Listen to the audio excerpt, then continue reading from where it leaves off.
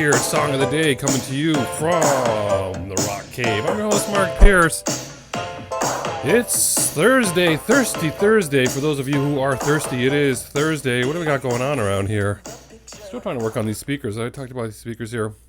It's a long, boring story, but I'm going to tell some of it anyway. I got these giant speakers over here. And they're these massive speakers, and they're like 25 years old. They're made by this company called Source Technologies. They have individually powered amplifiers they plug in. These just monster speakers. I had them up in my living room for so long, great at parties, and then they retired down here. But all these years, there's a ground loop somewhere in this house. Anyone here know what a ground loop is?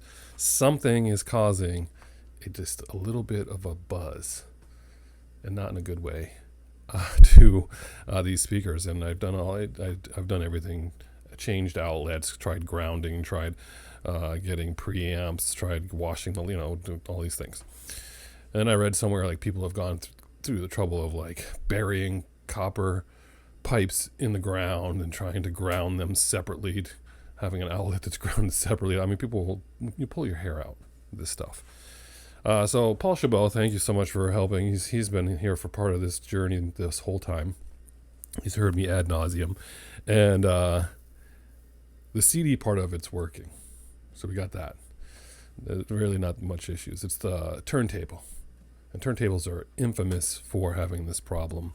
It's got a preamp setting that you can turn on and off. This is a high-end turntable, but I still can't figure it out. It's not even just a low buzz. It's like it's massive. And then I appreciate Paul saying, well, what are you going to do down here anyway? You're just going to come down here and listen to a record? So I was like, oh, yeah, that's a good point. But anyway, that's neither here nor there. But that's where we're fighting here in the cave, a little bit of speaker stuff.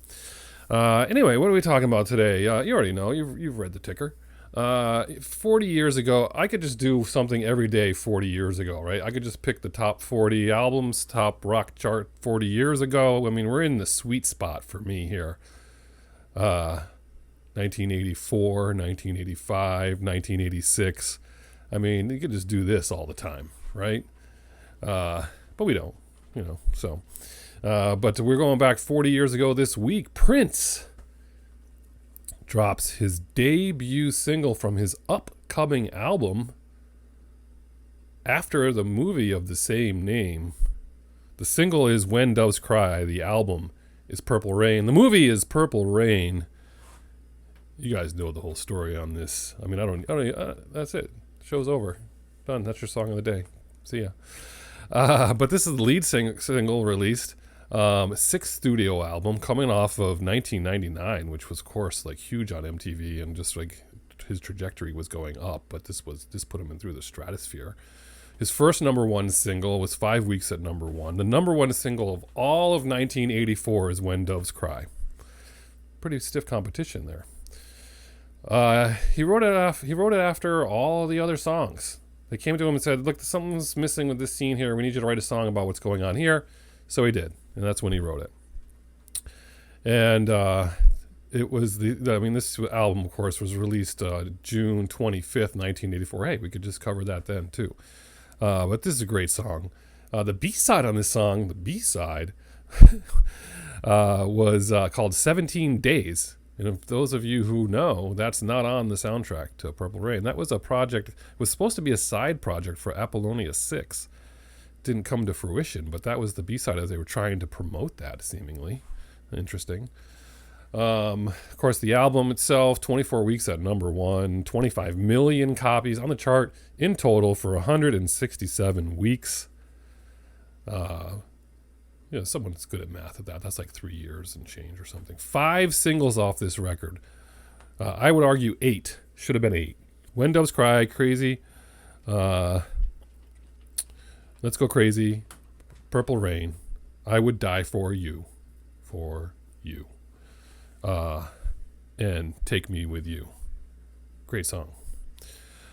But I would argue The Beautiful Ones, that's like one of my favorite songs on this record. I can't believe that didn't get radio play or very much. That one is awesome. I love that song. Computer Blue, awesome. Darling Nikki, we all know. If you know, you know. Darling Nikki, great song. So there's your 8. Should have been 8. Who wasn't? When Doves Cry, great music video. Controversial, of course, for 1984. He's in a bathtub. They couldn't handle that. Imagine that. They're worried about it being too sexual in nature. But in the end, awesome song. I love this record. I love this song. But one thing I do remember is that several years later, like 4 years later, I became re-obsessed with this song. Not the whole album per se. I mean, I did a bit. I was playing the beautiful ones, and "Take Me With You" and those two songs.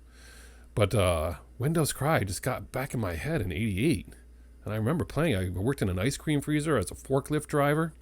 I had to be in the freezer at 6:15 in the morning. I had the cassette in my '78 Plymouth Volare, mint green. Pop that puppy in. I remember I played that song every morning all summer long. Re-obsessed in 1988 with "When Doves Cry." Great song. You got to play the album version. You can't play the single version. The single version, they got rid of, like, there's a guitar solo that goes into a long synth solo, and that gets cut out. Sometimes it gets cut out entirely with the single edits. Album version only. Song of the day. Prince, "When Doves Cry." So good. That's your song of the day. Play that today. Play the whole record if you want. Called freedom, people. So, it's usually one take here in the cave, and then I got up and I was starting to edit. I was like, I forgot to say something. And so, you know what? I'm not doing the episode over again. I'm just going to add it to it. We're going to put it in, splice it in somewhere. But I forgot to tell you, remake, as great as this song is, and it always is the better version, there is an amazing remake of this song. Patti Smith does a version of this song that I approve of 100%. I know that makes it all right? But I'm telling you, her version of this song is amazing. You'll listen to the whole thing from beginning to end several times, and you'll really appreciate it. But boy, she did a knockout job with this song. So Patti Smith, "When Doves Cry." We're going to post that below as well. It's worth it. But I want to hear about it. Comment below. Love this jam. It's Thursday. We're rolling into the weekend. I don't know that we're going to have an Octane Friday. I don't know. You may not see a song of the day till next week. We'll see. But I'm just warning you now so you can prepare yourselves for that. That's on a TBD last minute thing. So enjoy it. Whatever you're doing today, I hope it involves music. And today it involves Prince 40 years ago this week. Have a good one. And as usual, I'll catch you on the flip side.